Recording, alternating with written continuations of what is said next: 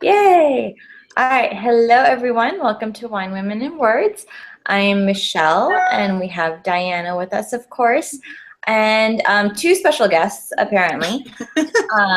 We have this one who should be in bed and hopefully might pass out during the conversation. And we have Julie K. Rose, who has returned for our birthday celebration. Oh, hey. Thanks, ladies. I'm so happy to be with you again. Thank you so much for coming back. We're so excited to have you again. What are you drinking? I'm drinking water. What are you guys drinking? Oh, water? Oh, I know, boring, sorry. I'm being adventurous and I'm trying something new on air. It's sweet pea apple natural flavor, because that totally goes together. So yeah, we're gonna see how this goes. Nice. Yeah, it was $1.99 at the grocery store, so I was like, it's worth a shot. You know, why not? Yeah. How is it? Huh? How is it? Oh, we're gonna find out in a few seconds. Oh, okay.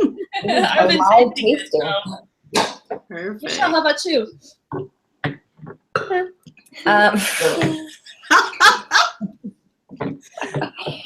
I'm drinking a white Zinfandel. Nice. That is an interesting face you have there, Diana. So I'm not sure about this. It kind of tastes like apple juice, but yet it kind of doesn't. And there's there's a peach aftertaste, a strong peach aftertaste. So it's not like a normal peach aftertaste. It's like you know those the canned peaches, the nectar from the canned peaches? Oh yeah, yeah, it's that aftertaste. So very strong flavor. yeah. Is it like the chocolate one? And it's sweet, but it's not really sweet. So yeah, Mom. I think this is going to end up being dumped into a sangria. Yeah, that sounds about right. Yeah. That sounds about right. I brought up a rosé with me just in case this one didn't work out. Smart. Always prepared. Exactly. I'm a failed Girl Scout. It's like the chocolate wine we tried that one time, which was God, chocolate wine is a no-no. No, it sounded like such a good idea. Right. And we each had like one sip. They were like, Yeah. Oh, no good. No bueno. I think I actually spit that one out. I think I did the thing where you like pretend that you're drinking, but you don't actually open your mouth or just like. But you did. And then you pretend, and then you made me actually taste it? No, I did taste it, but I didn't taste it after that first taste. No good. No good. But live and learn. Apple wine is not good. Yes. So anyways, Julie has wonderful news to share. Yes. So my audiobook is finally out. I'm so excited. Yay! Yeah. How long have you been working on that? Oh my goodness. You know, not that long actually. We started back in May, I think. And we I put out, auditions. We had auditions and So you had auditions? Yeah, it was so exciting. It was thrilling. Yeah. So I used ACX, which is it's an Audible / Amazon company. Mm-hmm. And so you post, a sample of your script or your book, and I had like 10 auditions. It was I felt so fancy. It was really cool. And and so it was down to 2, and I finally went with a lady called Virginia Ferguson, who she was an actress. She also was an English teacher for many years. So, and she just has the best accent. She sounds like Helen Mirren. Yes. Yes. I was listening to it yesterday, and I couldn't place it the first time when you sent me the sample chapter. Yeah. And then I was listening to it in more detail, and it was just I hear Helen Mirren, and I see Helen Mirren now in so much of it. Yeah, no, she's got this really like her pacing is really good. You know, obviously because she's an actor, she's a voice actor. But you know, I specifically at first I said I want you to kind of sound like 1930s, 1940s BBC presenter or actor. And it came across, you know, to fit the time, but it was too mannered. So I'm like, well, you know, try and be a little bit more natural. She has such that deep, rich voice. Yes. And I found though, I was so shocked that I shouldn't have been shocked, but I was. So she nailed Mary, of course, but then she has this ability to bring the men's voices to life, and her accents are unreal. Like you can tell the difference between Alain, who is French Tunisian, and Mahrez, who is Tunisian. Like it's like magic.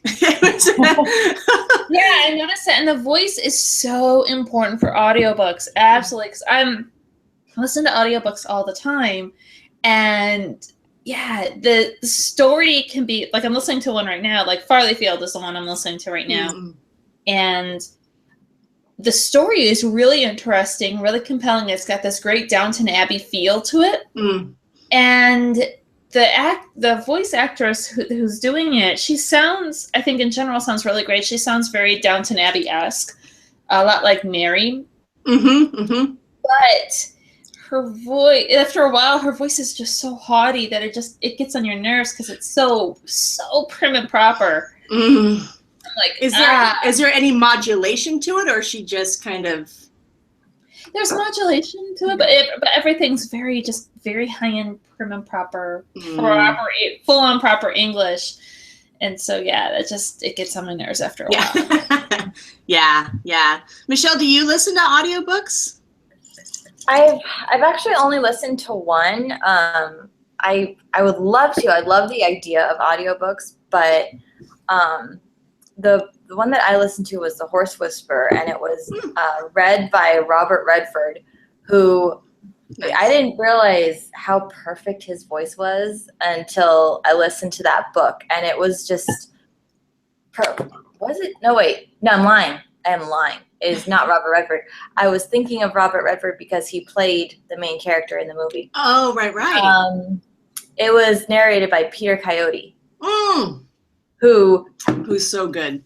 Yeah, his voice is beautiful. Like it's very silky, and it can't have like Janice from Friends do an audiobook. No, I accidentally downloaded one without listening to the sample, because you always listen to the sample first. Yeah. And it was the woman sounded like William Shatner. Female version of William Shatner, where every sentence was like this. And I was like, oh God. Oh no. I was like, I can't do this. I can't do this. I downloaded a book. I was so excited to listen to it, but the narrator, she had a nice voice, but she didn't modulate it. It's not as bad as a Shatner style, but it was just like every word, every sentence had the same pace and the same weight. It was just like she was just reading off a page rather than trying to put any like emotion into it.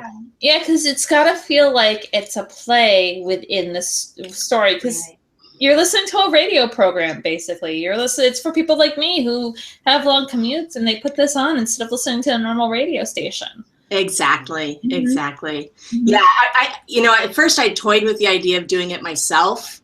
Because I'd done like VO work at work, and do you guys know what LibriVox is?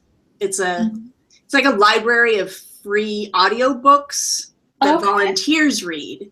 So I did some of that, but it was all nonfiction. So, and my friend Yangtze, she narrated her own book. It's The Ghost Bride. It's a brilliant book. You need to read.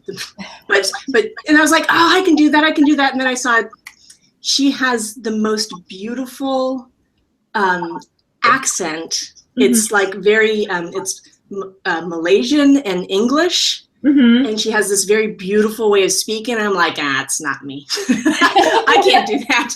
I can't do that. And plus, Mary is English, so a listener would want somebody with an English accent telling the story. Exactly right. Yeah. Exactly right. Yeah. Yeah. So it's been an adventure. I think I want to start doing audiobooks when I'm cooking because with my husband's work schedule, he works all the time. So instead of him buying lunch 3 meals a day, 7 days a week, I've started meal prepping for him, which is an adventure in itself. So instead of like cooking for like half an hour, every like few days I'm cooking for like 2 or 3 hours. Oh wow. That's some good solid listening time in there. Yeah, for sure. That's a great time to do it. Yeah, I find I listen to podcasts when I'm cooking and baking. That's all I want to do is listen to like the creepiest podcast. I don't know what it is about like lore. Like, do you guys listen to the lore podcast? No, as bad as this is, the podcaster who doesn't listen to that many podcasts. I hate to admit it. I'm starting to get back into it. I used to listen to a lot, and I find myself, I'll be at work by myself a lot. So that's why I'll do audiobooks and start doing more podcasts. Yeah, it definitely helps pass the time for sure. For sure. Yeah. So once you found the actress, I'm sorry, what was her name? Virginia. I knew it was a V name.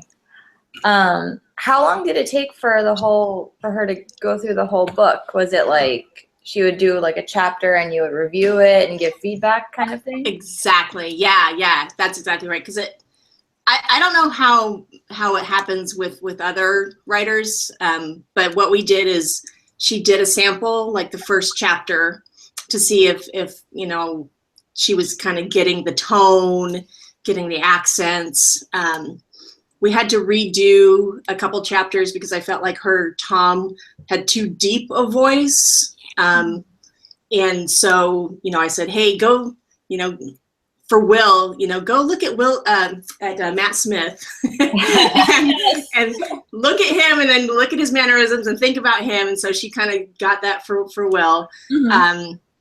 I didn't have any notes for her for Alain, so she just kind of came up with how to approach Alain, and I really liked it. So we kind of did a couple versions of the first 2 chapters, and then she would record them, upload them. I would take a listen, send her notes. She might have to redo a couple things, but after a while, it was just we were in a groove, and I thought it was going to be 8 hours of total runtime, and it's actually over 10 hours. I was like, wow, what? So it was exciting, but it was super cool, and it was super exciting, and it was so terrifying because like every word choice that you're like, oh, I don't know if I like that anymore. It's like, in sparkle text, like, hey, there's no changing it now. Can't change it. It's like, oh, why? You're not George Lucas. You can't take it back and change it. Exactly. So it was good. And it's also a good reminder, like when you're writing, and you always hear this advice, but it's like, read it out loud, as you're doing your revisions, so you can hear what it sounds like. I did that, I thought. So, but it's, I know I did that before Boca de Oro, before the literary festival. I did it so much that I'm actually really sick of my first chapter right now. I don't even want to look at my first chapter. Don't want to think about it. Don't even want to think about it. Yeah. So that was awesome and scary and humbling. I can imagine so, but it's so exciting too. To have it out in audiobook form on Audible and stuff. And I know. It's exciting. I mean, it's just, and it's weird to hear someone else, how they approach your words and how they approach the emotion of a scene. It's really, so, that you guys know the scene where they're trying to escape, I guess spoilers, but they're trying to escape Tunisia. They're on the plane. And one of them gets shot, right? Yeah. I was listening to her read this, and I'm like, what's going to happen next? What's going on? I was like, my heart was like, I wrote this. I know what's happening. But she just did such a, and the chapter, the scene at the end that everybody hates me for, I cried. Like, I listened to her read the chapter, and I was pouring tears. So I was like, she's really good. She's good. Yeah, I need to go back and listen to that part, because I got as far as they ended up in France. I think it was like chapter 7 or chapter 8. Where I ended up stopping, and then I was like, all right, I've gotta finish a couple of these other books today. Yeah. So yeah, listen to audiobooks. What's that? I said, Michelle, you need to start listening to audiobooks. I know, I really do. I feel like it's almost a different kind of vulnerability to have someone read your book out loud, because I have no problem like sharing part of my stories to certain people. Right. But hearing someone read it out loud, it's like hearing your own voice on tape. It's like, ugh. Yeah, it's got to be weird. I mean, just knowing from like reading my own stuff out loud, I was just like, oh my God, I'm actually sharing this and reading this out loud with a bunch of strangers. Yeah. It's like you said, it's exciting, and it's terrifying and humbling, and it's just, it's a thrill. It really is. I'm so excited. Oh. So, and in addition to all this audio book talk, we've got a giveaway going on that I actually just shared today. Everybody can take part in. It's almost like a scavenger hunt for what people have to do.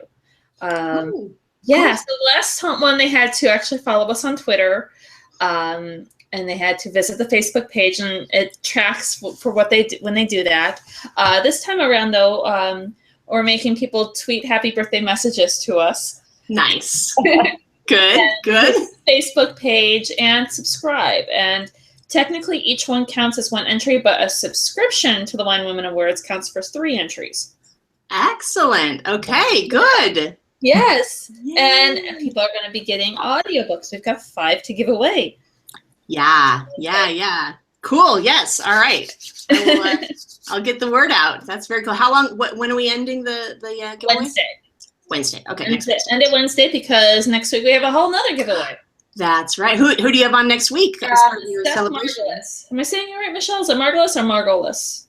I said Margolis, and he said that's pretty close, so that's what we're going to go with. Okay, that works for me. We had him on in September originally, and he did Semper Sonnet, was his last book, and he's got a new book out called The President's Man, I think it is. President's Day. Okay, there you go. It was something president. It was a political thriller. So, yes, we've got a paperback version of that.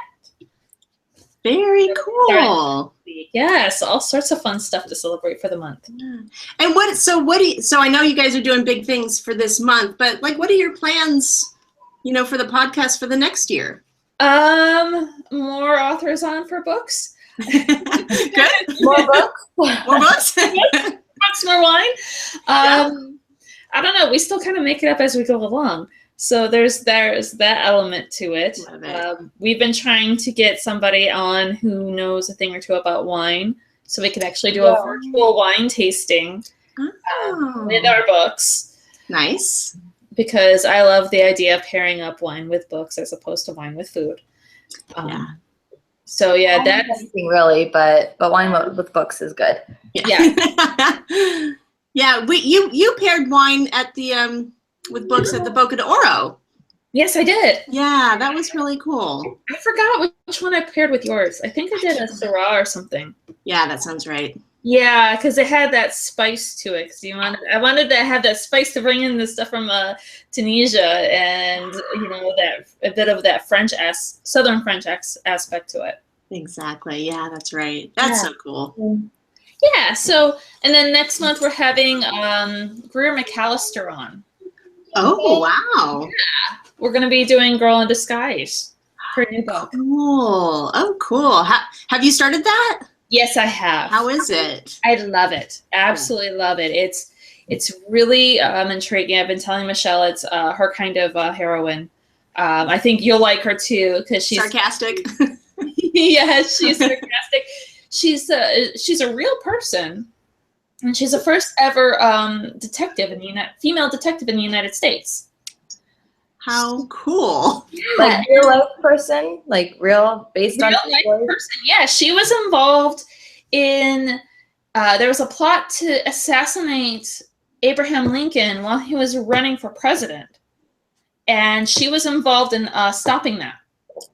Oh, wow. Wow. And there's a picture floating around. It's not included in the book I found out, but there's a picture floating around where she dressed as a guy to be a part of the Civil War. Kind of like Erin's book. Yeah. Yeah, exactly. Ah, cool. So it's been really neat reading it because she pulls in a lot of the current events of the times. So you have, references to that senator being beaten to death by a cane. She talks about that. And we get a little bit of Buchanan in there, which is interesting. I'd actually have an interview with her that's going to be posted on Creating Her Story tomorrow, talking a little bit more about it. And then we do have our book of the month, which is Dear Fang with Love, which I think you would enjoy this one, Julie, as well. It is so quirky, and it was so funny with Michelle. She got the book, what was it, last Friday. Yeah, I started reading it Friday night, and then it was before you even go into that far. So what happens is she's like, I got the book, and I was like, and she's like, it's different because it's from the father's perspective. We get letters from the daughter, but the father is the primary narrator. And it's a little bit different from the other books that we've read, where we have this, male narrator who's talking a lot about her daughter, and she's like, or his daughter, and she's like, I have to get used to this. It's a little on and off. And then the next day, I get a text going, I may or may not have finished the book. No kidding. The next day, yes. What is it called again? Dear Fang with Love. I'm writing all these down. Yes. Yes. Didn't you just finish a class, Julie? So. What's that? Didn't you just finish a class? You mentioned, or were you just starting a class? Oh, I just finished a big project at work. Oh, so you have plenty of time to read this. Right. Exactly. Exactly. Now I do. Yeah. Now I do. Yeah. Exactly. But it's weird now because usually, I can usually average here. Don't do that. No, thank you. We're watching YouTube videos of toys over here. Yeah, of course. Can we make it a little bit lower though? Because we don't need to hear about Minnie. Thank you. Usually I can average one book a month, and that's usually the Wine Women's and Words book. But now I'm like, what do I do?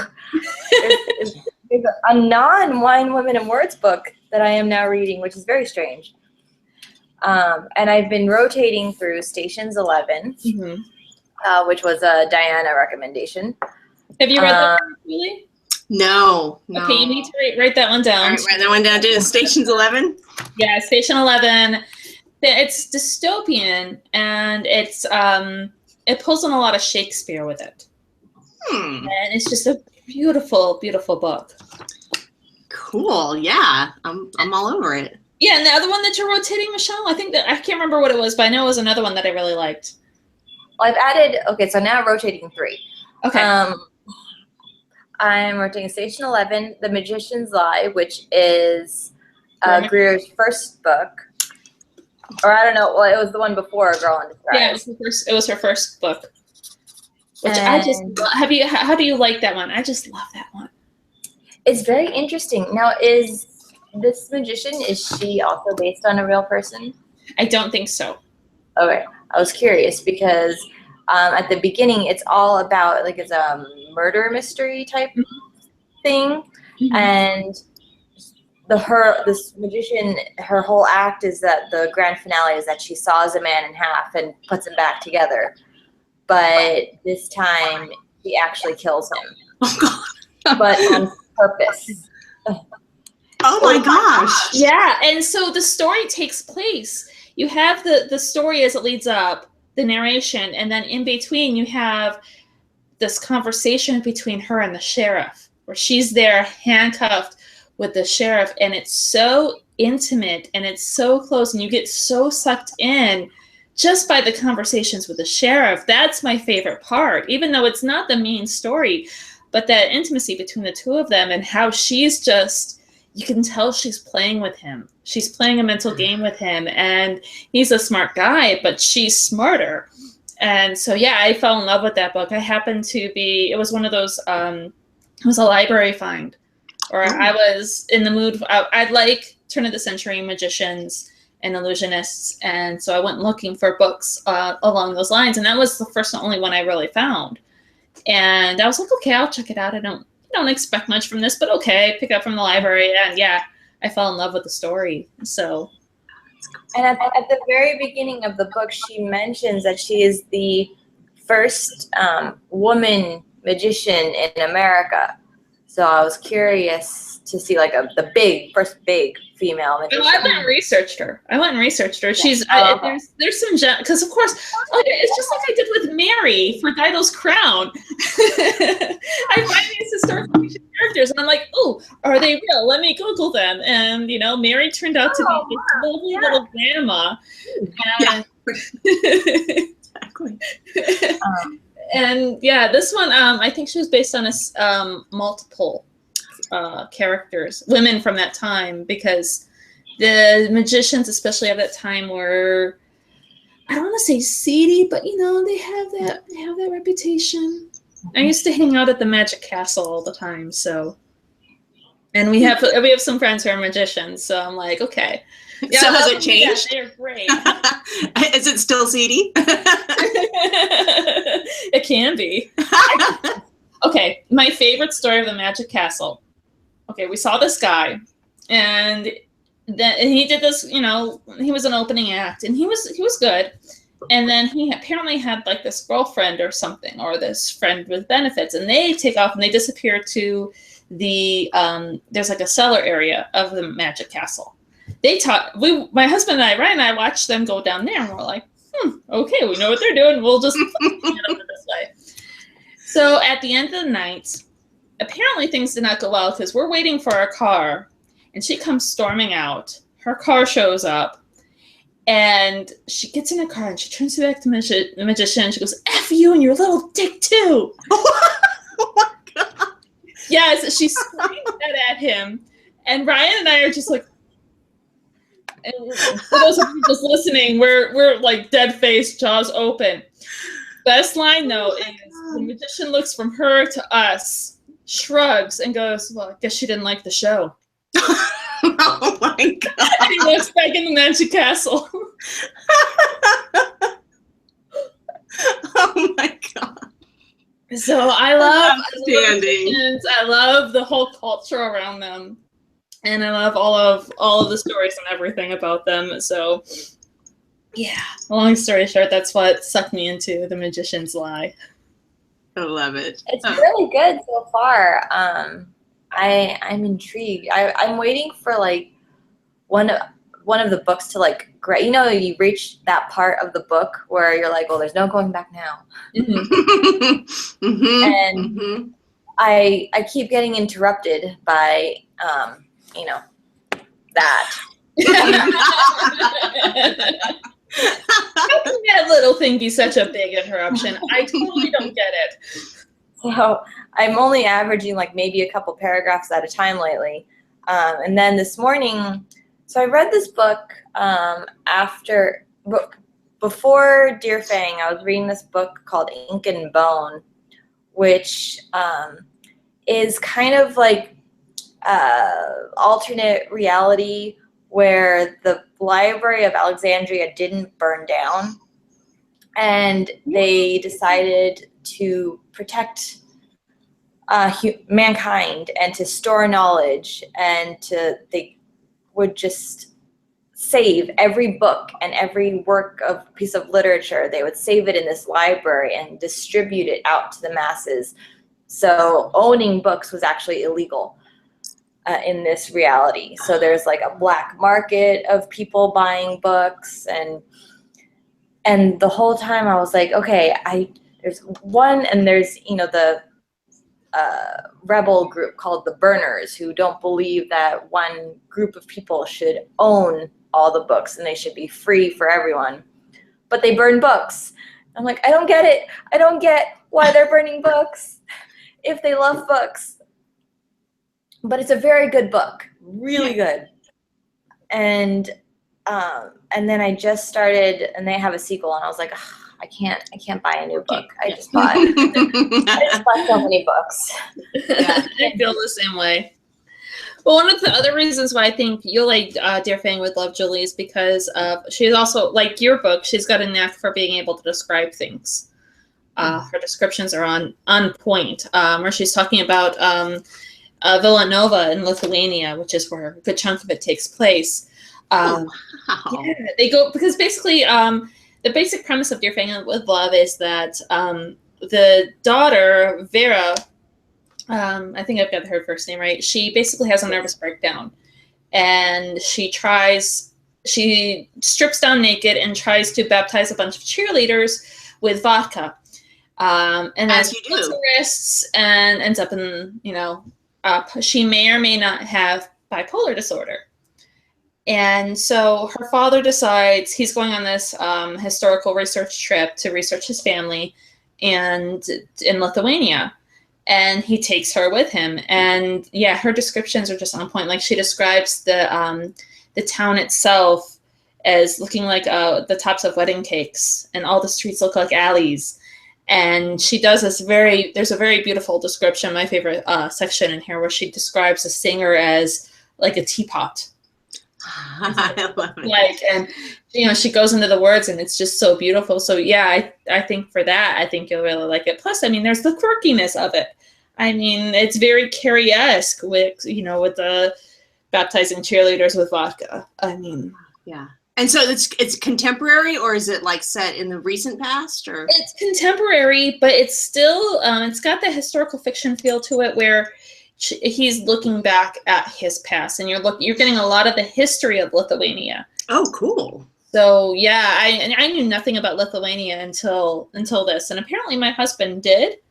My husband actually had friends when he was downrange from Lithuania that I'm just learning about. So I'm like, oh wow, okay. And what's cool. So I don't know. I think you've already gotten to this. Have you gone to the Republic of Uzupis? I'm probably butchering that name in the story. Have you reached that part yet, Diana? No. You would know if then. Yeah, I've not gotten to the Republic of Uzupis. She just made a major confession to her father as to why she had her nervous breakdown. And this is a very odd experience for me that I am ahead of Diana. This never happens. So the fact that I have to wait for her to reach a part in the book, it's very unsettling, and I don't like it. Welcome to my world, Michelle. This is what I deal with all the time with you. I know. I'm sorry. It's very annoying. But I have the patience of a saint. It's okay. The places, we're reading this book and we're texting back and forth, and are we not now like trying to figure out if we can do a vacation to Lithuania now? Because it sounds so beautiful, and there's so much history. I had no idea. I didn't know anything about Lithuania before this book, but there are so many countries and cultures that claim it, and they like switch out based on like the entire pre-World War II population was basically killed off. So new cultures and new countries blurred into it, and now it's claimed by the Polish culture and then the Russian culture, and it's really interesting. Yeah, she goes into a scene. There's a scene where they talk about there was a synagogue there, and it got torn down, I want to say, by the Soviet Union. And the Nazis had come in, and then it was torn down by the Soviet Union, and they talk about what happened to the rabbi, which is completely disturbing. Oh my God, that was ooh. Yeah, and then now they're at the site where it was, and it got torn down, and so that And so just so that they could not rebuild another one, the Soviet Union went ahead and placed a playground and a school there. So what once was a synagogue is now something else, so that it can never be replaced. And so it's just, you know, this history of seeing, you know, the history itself, but then seeing the history of somewhere else through the eyes of these other people is just so fascinating. Wow. You know, so I know you guys like to kind of travel around the world, and you guys just did a podcast about kind of going around the world. But I've got, and I don't have my hands on it right now, but I've got, a few years ago, we did a panel at the Historical Novel Society conference on historical fiction off the beaten track. Mm-hmm. And so we have kind of a recommendation list of books set in places that you don't normally get. So, you know, like Tunisia, of course, but I'll get that list to you guys so you can, you know. Oh, that would be cool. Absolutely. Yeah. Kindred spirits on that front. I think this would count for that, based on, because we're learning the history of it. And it was so funny. I made a complete and total snafu when I met Rufi, because I met her at with the Women's National Book Association tea, and in my head it sounded okay. I said, I did not expect to like your book. And she was like, thanks. That's okay. Most people give me that too. And I'm like, oh my God, that sounded so horrible. It sounded so much different in my head. That's too funny. Well, you know, it's hard for authors too, because, you know, there's expectations, you know, in the marketplace to do, you know, write books in a certain way with certain kinds of characters, with certain kinds of, you know, settings. And so when you try and do something that's a little bit different, you know, you do get that response from people. Yeah, they want everything to fit in this nice mold. And one of my favorite stories about Outlander was that at the National Librarians Conference, they couldn't determine what section to put Outlander in, the first one. When it was just coming out, they're like, they had to have a special breakout session just to talk about the book, because they wanted it, the romance people wanted it in historical fiction because it had so much history. But the historical fiction people were like, no, we want it in the romance section because it's more romance. And so they had to determine where to put her book, because they didn't know, because they couldn't actually put it somewhere. Right. And that's a hard thing with the publishing industry, is that, you know, it's they have to figure out what's the best way to market and sell it. And, you know, they have very specific, you know, boxes that they use. And, you know, that's fine. That they're a business, and that's how it needs to work, you know, in order to sell the books. But not every book is going to fit into one of those boxes. So. Yeah. That's what Chad was talking about last month with The Undesirables, that there was talk about marketing it as a young adult book because the characters were so young, but then they decided that a historical fiction would be better for it. Yeah, well, even my friend Yangtze's book, in the U.S. it's historical fiction, but in the U.K. It's young adult. So it's kind of just depends, like, on the marketplace and which imprint is doing the marketing. So yeah, it's interesting. There's all these nuances that you don't think about when you're writing, like before you're ever published. It's like, oh, I write a book, you publish it. That's right. And even, that's what it should be anyway. Just, you know, write what's in your heart, you know, and sort it out later. That's one of the wonderful things about self-publishing being so much more proliferant in the society, is that, you know, like yours is self-published, and you can't even tell really anymore. And, you know, from like just looking at a book, because I know some book reviewers won't do self-published books, right? And I personally don't care. Because a good book is a good book, and a book is a book. So as long as I have an interest in it, it doesn't matter. And if it turns out to be a crappy book that's crappily put together, I will call them out on it. Yeah. I'm not afraid of that. Right. I'll treat them the same way I'll treat somebody who's actually published. But I mean, looking at Dido's Crown of Fear, I mean, there's really no way to tell that it's not, unless you really look at the fine print. And, you know, that helps with this whole, you know, cross-genre thing. For sure. Yeah. Yeah. Oh, It would. Oh, No, I'm sorry. No, go ahead. Go ahead. When you decided to self-publish, what was, and if I did know that, I forgot between our last conversation and now. But what were the steps to do that? I think that's really interesting. I know Diana has kind of talked a little bit about it with me with her book and her options. I pick Julie's brain every opportunity that I get. She's probably sick of all the questions I give her. Not at all. Not at all. Not at all. No, I love it. I love it because I just love seeing people being creative and being able to share their work. You know, that just what makes me so happy. So, but you know, I went down the path, you know, the traditional publishing path. I had an agent for a while, you know, the whole thing. And my books don't necessarily fit into those boxes, you know? So they do have an audience. It's just not, you know, that box. So, and I thought, you know what? I'm not 20 years old, you know? I don't, you know, I'm not going to wait around for 15 years for somebody to figure out that, you know, oh, actually we can figure out what this market is. So, so in 2010, I published my first book, and then published Oleana in 2012, and then Dido's Crown last fall. It's a lot of work. It's a lot of work. I'm not going to lie. Well, because I'm a control freak. So like, I want to control every part of the process. Because I'm a perfectionist too. So like there are companies that you can, you know, engage with to do that work for you. But I just, you know, I prefer to do it myself. So there's a lot of work between, you know, creating your interiors, creating your cover, you know, doing all the legwork for, you know, getting it up on Amazon, and then all the promotion, and it's a lot of work. But I'm really glad that I did it. Yes. Well, we do have a couple other things that we need to discuss. Oh, yeah. Yeah, because you went and got to see Hamilton, so I need to live vicariously through you. Oh my God! So, I have. Because I don't get to see it, and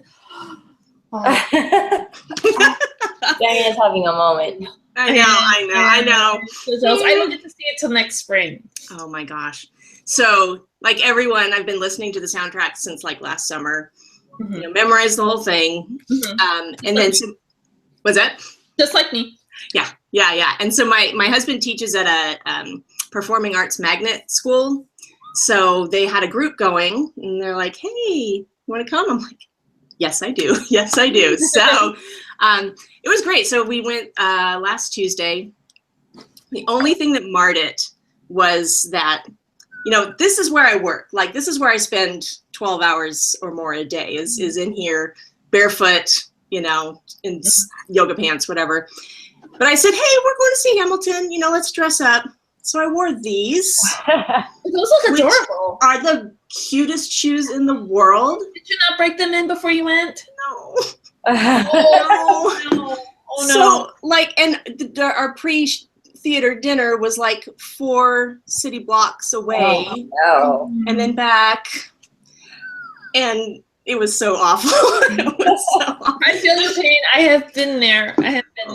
We've all been there. What was I thinking? Oh my God. So, but besides that, but they're really, really adorable. So I mean, so you know, cute. Oh my God. that works. I mean, it's worth it.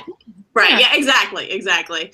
So, but the show was amazing. I was really surprised by the songs that I loved on the soundtrack. I still liked in the show, but there were songs in performance that I was like, wow, how did I not connect with this on the soundtrack?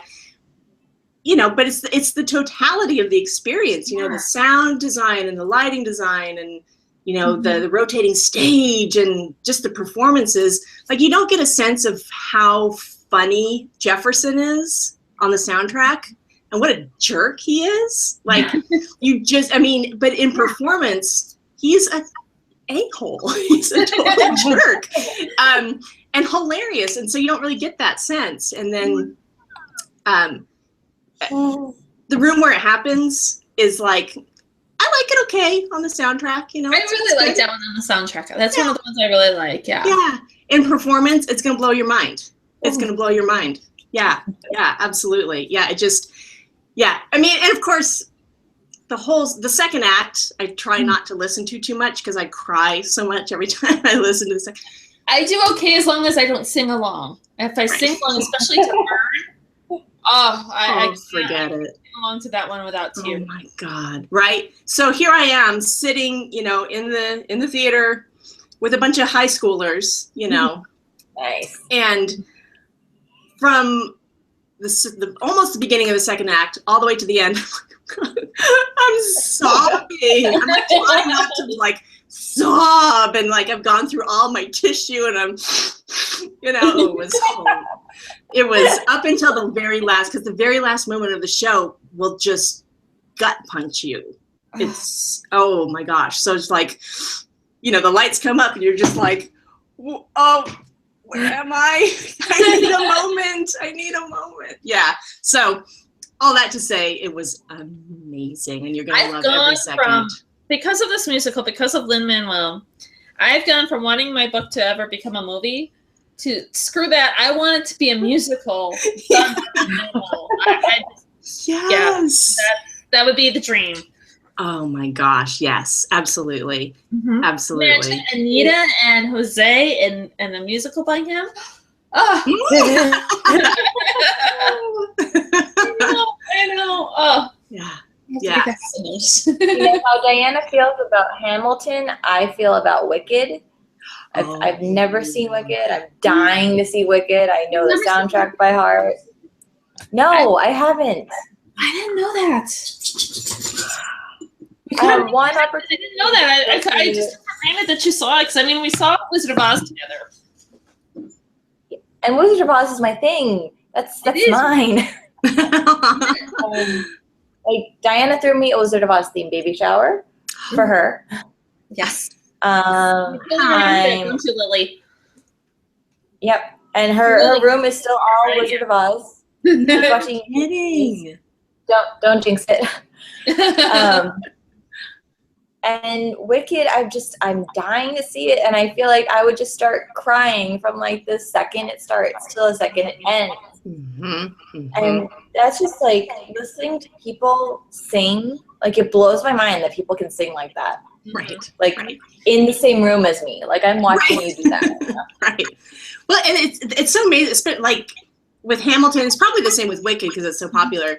Like everybody in the room knew what was coming. Mm-hmm. Knew the words, knew when George Washington was going to walk on, you know, and everybody like whoops and cheers when he says, "Here comes the general," you know. So it's like, there's just something so amazing about that shared experience. Mm-hmm. Oh, it's giving me. Yeah, I love the stage production of it. Like with Wicked, you've got this great stage production where it's very steampunky around the edge of it, and it's very Wizard of Oz-esque. And the stage production and the way things go through. Yeah, that's just one of the great things about musicals. Yeah, theater. I don't get theater. So for your book, you know, would it be a rock opera or would it be like you know, I don't know, kind of a Lin-Manuel hip hop opera? Probably a Lin-Manuel hip hop. But you know what? I'm gonna let him decide on that. Well, he'll finish up with Mary Poppins soon, and then you can have a little chat with him. Yeah, exactly. Yeah. I mean, I think he is out in LA now, right? I mean, he's got Mary Poppins. I mean, he's got that contract with Disney now, practically after Moana. Oh, I didn't know that. Oh, yeah, right. About Moana, I have seen Moana, you know, probably a couple hundred times. I could probably recite it for you and do the musical numbers. But we bought the bonus features, and there's a whole interview with Lin-Manuel in the bonus features about how, you know, he worked with the other two people in charge of music. And I had no idea who, like, I didn't know that he did Hamilton. But so they played a deleted song, a song that never made the final cut for Moana. And he's talking about it, and he goes, so at this point, when I wrote this song, I was already working on Hamilton, and I needed singers to sing it so I could hear it performed. And the song for Moana was sung by Hamilton and the actress that does Eliza. Philippa? Oh, no kidding. And it's really interesting. I mean, you guys would probably appreciate it more than I would, but to hear, I mean, they have some pretty powerhouse voices, so I can only imagine how they are live. Yeah. It's incredible. Mm-hmm. It's incredible. I can't carry a tune in a bucket, so right? So seeing people sing, like you said, sing and perform like that, it's just it's just transporting. Yeah. Absolutely. Yeah. Hi. I know it was killing me when Hamilton, the tickets went on sale for LA. And then, up there in San Jose, in your area, they went on sale all around the same time. And it was just I kind of felt like Cartman, where all my friends got the game before I did. And I was like, come on. Yeah, I know. I just lucked out. I completely lucked out on this ticket. And I'm just, so silly. I talked the husband into, because we have the vacation coming up in the fall, where all the extra money is going towards that. And so he's like, just think about your birthday, think about where we're going. And he's like, promise you in the spring. Nice. Good. Yeah, because it's coming back to Orange County in the spring. Oh, excellent. Yeah. So I'll be in that group that sees it there. Nice. Come on my water, even if I have to sell a kidney. What'd you say, Michelle? I said, so I'm going to have to fly back to Orange County, is what I'm hearing. Yes. It's been playing in Chicago, too, I think. Mm-hmm. I know. It's just so hard with his work schedule. Literally, and I'm not exaggerating at all when I say 17 hours a day, 7 days a week. That's he's teaching now, right? He's teaching at the boot camp, right? Yeah, he's a drill instructor, so he's training all the new recruits coming into the Navy. So he has to be there before they wake up, and he has to stay until after they go to sleep. Mm-hmm. All the time. He's practically living there, yeah. Yeah. So it's okay, well, let's plan a date day in a year. When your schedule changes. After duty stations like that, because I was telling Ryan about it, and he's like, man, that's a lot of hard work, but after a duty station like that, you pretty much get your choice of where you get to go afterwards. 3 years. You got it. You got this. You can do it. Yeah, really, it's not 3 years. It's 2 years, 6 months. Right. And then your next duty station, I'm putting this in your brain now, should be Europe. I'm sure there's a Navy base in Europe, right? When he was when his orders were coming up and we had to pick, I said, all right, I am okay with England. I am okay with Italy. Mm-hmm. Spain, because they have a base in Spain. I'm like, Spain is all right, but I don't know that language, and I would rather go where I know the language because I know 3, so let's use them. Uh-huh. And we got, and he texts me, he goes, what do you think of Chicago? It's okay. I think it's cold. I think. Well, see, if you go to Europe, I push for my friends to go to these interesting places so that I can come and visit and crash on your couch. So next year I'm going to be in Chicago visiting you. And then, you go to Europe, I crash on your couch because that's how I'm getting to go to France this year, is crashing on my sister's couch. Nice. We have a very comfortable pull-out couch. We got a Tempur-Pedic mattress topper and everything, so you're fine. Fantastic, yeah.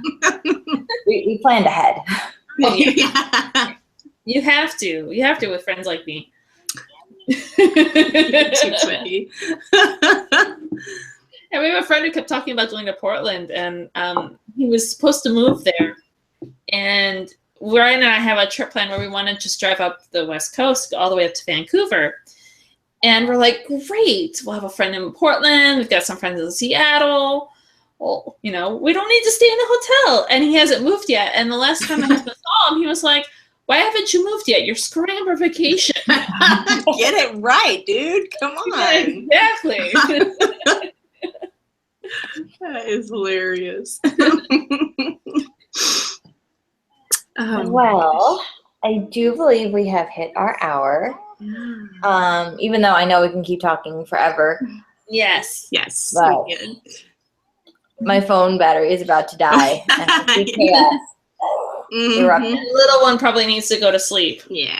You know, you would think that the fact that she is up until 11 o'clock at night would mean that maybe she'll sleep in a little bit tomorrow. No, Yeah. she will still be awake. You'll be up at 6 again. Yeah. Look at her face. She's like, yeah, just talking about me. I know you're talking about me. Good night, Lily. Can you say goodnight? No. Okay. We're watching a YouTube video. I don't understand these YouTube videos. And they have like millions of hits. It's people opening toys and like putting them together and showing like all the things that come in the toy package. Yeah, it's a whole thing, isn't it? It's like there's tons like, of channels with millions of subscribers. Like, go play with your toys. Don't watch a video of people playing with toys. Go play with them. We do that with books. We're actually taking the books out of Amazon boxes and showing them to people. Yeah. I know. I watch those videos too, and no offense to anyone, but I don't understand them. Like, this is the book. This is the cover. That's the inside. And the back. It totally works. We're going to get millions of hits now. Right. Use that as your thumbnail. Use that as your video thumbnail. Exactly. Well, thank you so much, Julie, for coming back. We had so much fun with you. Absolutely. Congratulations, you guys, on your first year. I'm so excited for you. I know. I feel so grown up I know. as I drink my wine. Right, exactly. Yes, and thank you for sponsoring our giveaways for the book. Absolutely. Yes, that's so nice of you. Thank you for the offer. I'm really excited to share the book. So thank you. Okay, And so is everybody out there, get your entries in now. When is the giveaway ending for the audiobooks? Wednesday. Okay. Wednesday, everyone. Cool. Wednesday. Yeah, they'll probably all hit on Wednesday like they did this last time. Yeah, exactly. Fine, as long as they do. Yeah. Exactly. Cool. All right. Good night. All right. Thanks, ladies. Good night. Bye. You say bye. Bye. No.